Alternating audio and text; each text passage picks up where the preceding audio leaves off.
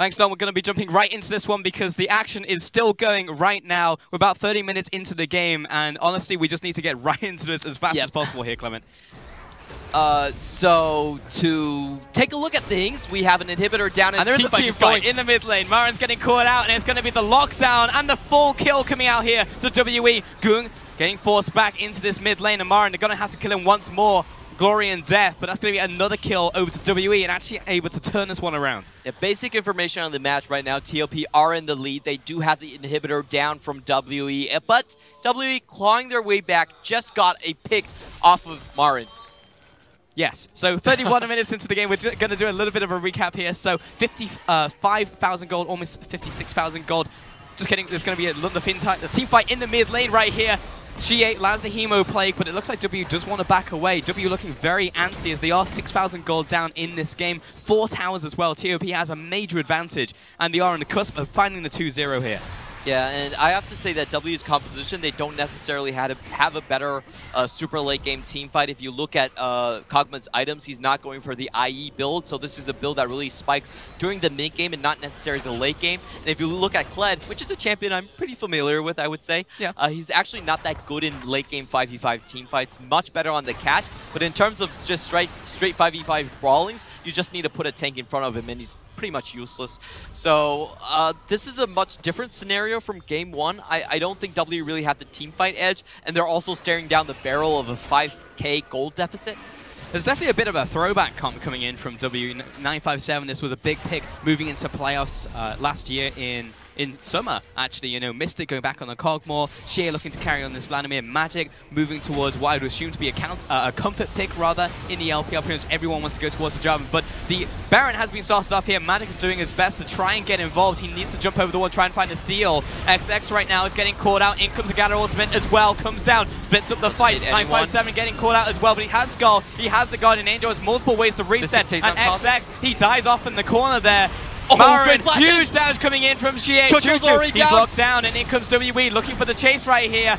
Lands the Q, and he's going to be dropping. Ggoong looks to back away, and WE, they look for the continue. 957, a sliver of HP, but Skull's keeping him alive. He's able to dive the turret once more. Magic looking to fall right here. Last tower shot comes in, and Cat finds the kill, but the team isn't there. 4 for 1. WE find a massive win. And if you look at that fight, the real problems were TOP, where they were kind of cut off from their own members. There was one fight on the top left, and then another fight in the bottom. Ggoong landed, but did not hit anyone, and they had to funnel their members through a choke right in front of Mystic. So Mystic got a lot of free damage right there. If you look at his health bars, basically untouched. He doesn't have any sustain. He was untouched through that entirety of the team fight, and they were able to win. Huge turnaround from WE. They really needed that fight. They really needed that Baron. And now you take a look at the gold totals. Only 1,000 in it now from what was a 6,000 gold deficit. So I really question if XX should have been here because he's the one with the smite, not the CC. He shouldn't really be here trying to zone people away, and he just gets caught out. Almost instantly dies. Ggoong comes in, doesn't hit anyone, and just look at Mystic. No one is touching that man, and TOP all have to funnel through this place. Vladimir comes in through the flank. QiuQiu is pretty much dead the second he uses his perfect timing. And the weakness we said about Kled doesn't really exist in this scenario because he didn't have to use his ult at all. He uses his ult at the very last second right here just to catch up. And it's just so many health bars to try and get through. The guy's like a raid boss right here. The fact he's got Skull, then he's got the Guardian Angel, then he's got Skull again, and then you also have to kill Kled on top of that. Doesn't even have to burn the Guardian Angel in that fight. WE are going to come back into this dragon and take it away. XX behind, looking for another fight, however. He's closing in from behind. Ggoong in with the ult spin. A 5-man knockup comes in. Can they convert, though? XX has moved away from the fight. He needs to get back in right now, but Cat's going to die by himself. MaRin and QiuQiu kiting back. 957 slow, but he's got the Guardian Angel. And there's the Cataclysm still available for Magic. QiuQiu running away from the fight. MaRin doing what he can as well, but it's too little. It's too late, and TOP lose 3 members. Another strong fight coming out from WE. Again, XX caught off on the side, really wasn't able to do much on the flanks, while you could see like Mystic was very well protected. I can't help but feel like TOP are playing their cards too fast in a sense. They could still take the fight. They didn't really need the flank from XX, and XX was caught out way too early. WE, they have the ultimate in from Kled. He was trying to find a pick right there, but the mid tower is about to crack here. Moving on to the inhibitor as well, and WE, 2 massive team fights for them. One around the Baron, one around the Dragon, has flipped this game. And WE now 4,000 gold ahead. A flip of 10,000 gold in the last 5 minutes. They haven't necessarily been able to really equalize all of the map, but those 2 big team fights really put them ahead in terms of the gold lead. And that they do have their inhibitor back up again. So pretty much things going towards WE ever since we started watching. Yeah, pretty much. We are maybe the curse for TOP right here, Clement. And WE managed to get more and more and more. 957 now moving to the top lane. Just going to build up on this beefy Kled, moving towards this last item right here. Already has the Gargoyles, the Titanic, the Black Cleaver, and the Guardian Angel. So 957, very, very big. Very hectic schedule for us, jumping into the fights very early on. We didn't see the first 30 minutes, so I think I have the liberty to kind of revise my statements over the course of the cast. Yeah, 100%. Just give my second thoughts on it. It does seem like actually xiye is a really big point for WE. He's able to get in the backline a lot easier than I would have assumed. I thought that TOP with Leona, with Sion would be able to hold off the front line coming in from WE, but that doesn't really seem like to be the case. In 2 consecutive fights, xiye has had a really good showing onto QiuQiu, and that really has swung it. 100%. And now WE pushing in this bottom lane. 5-man stack, and the double cannon minions are slowly chipping this one away. Winds of War will knock down one of them, and Piercing Arrow will kill the other. So WE have to wait for the next minion wave to try and look for this one. They do not have any more Baron buff, however, so this will be slightly harder for them to try and knock down this tower. TOP are stepping forwards, and again, they have the wave clear from long range, using the Winds of War. The Piercing Arrows coming through, so WE, they are really just getting stalled out. They haven't even hit the turret yet. I wonder what they're trying to accomplish here, because if you look at TOP's composition, they have very good wave clear. WE basically stacking up for no reason, waiting for the minions to do their job, I suppose, but kind of a weird strategy going in. Yes, they will now back away. Maybe they're hoping that Baron buff was going to be up for a little bit longer, able to at least finish off the bottom inner turret right there, having carved through the mid lane right here. But to be not going to be the case, 5-5 in towers, still with that gold advantage, looking towards the next objective. Looks like Elder Dragon, albeit, but not going to be spawning for quite some time. Yeah, and I do think TOP needs to rethink how they're going to take these team fights. The issue for them is that they've tried to kind of been forced into the flank, I should say, with XX, and that hasn't been working out for them. They do have a very good front line in Leona and Sion. If they can just keep the threats away from WE, they can have their the Galio damage, the Varus damage, really just pelt away at WE's kind of non-existent front line in that sense. And they should be the fights should go their way a lot more than it has been in the previous 2 fights. So I just think they're playing their composition wrong, or being caught out of mistakes here. Yeah, and it seems like in theory it definitely should be working. I do agree with you. Ggoong's actually gone towards the exhaust as well on Galio, so hoping he can get into that backline, place down the exhaust on either xiye or Mystic in this one, try and dampen some of that damage coming out here. But really, to put a spotlight once again on xiye has been doing massive work, not only in this game, but in general. You know, this guy does get a lot of resources. Like his CS per minute is the highest out of any mid laner. His CS per minute is 2nd highest, but he also has the 1st higher damage share for any mid laner. Here's the only reason that I feel like WE is still in contention for playoffs. Without xiye this split, I think WE is just kind of on the same level that OMG is currently. So the guy that in the middle really keeping his team afloat. And with Magic, I feel like he's getting a lot more attention in the laning phase as well. This new jungler has really been enabling xiye a lot more. He's a more gank-focused jungler, and he does seem to kind of follow what xiye tells him to do. And so far, that is a band-aid that is definitely working for WE right here.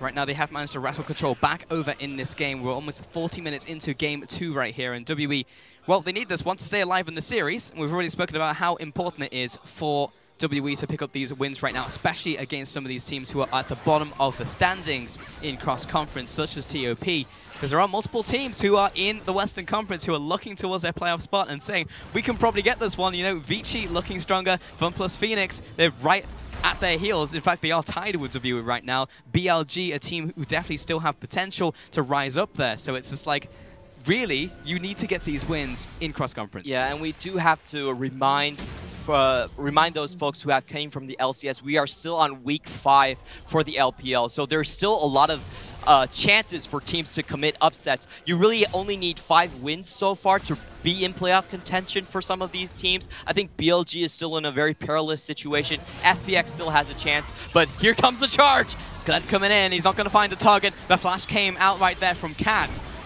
But again, looking to absorb this pressure. If they have a tank on front, then Kled is engaged. He's going to get them in, but he's not going to nuke down the target, which is really what they're looking for. Very risky play right there. If he got tagged by Celestial, there was a chance he wouldn't walk out. In the case though, WE moving down towards this Elder Dragon now, which has spawned, but it's going to be a trade. WE realizing there's 2 objectives on board right now. And ladies and gentlemen, we are on 8.2. Baron is still much more important.